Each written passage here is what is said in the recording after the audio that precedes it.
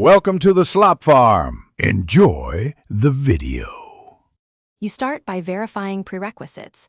Confirm the camera's power rating and that your router supports the camera's Wi-Fi band, most consumer CCTV use too, 4 GHz. Now plug the camera in and keep it close to the router. Open the manufacturer app on your phone, create or log into the account, and choose Add Device.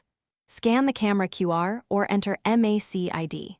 Once done, select your SSID and enter the password so the camera can join the network. Once the camera is on the network, you'll configure connectivity and security.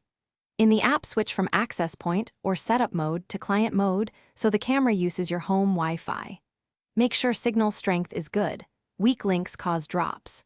Reserve or set a static IP on the router to prevent address changes, and enable WPA2 on the network for security. Then change the default admin password to something strong, and enable any firmware auto update options to keep the device patched. Finish by physically mounting the camera where the view and IR coverage are correct.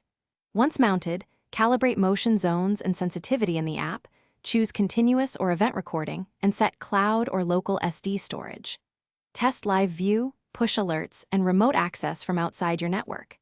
If streaming fails, a common fix is to reboot the router and camera, then check that UPnP or port forwarding isn't blocking the camera.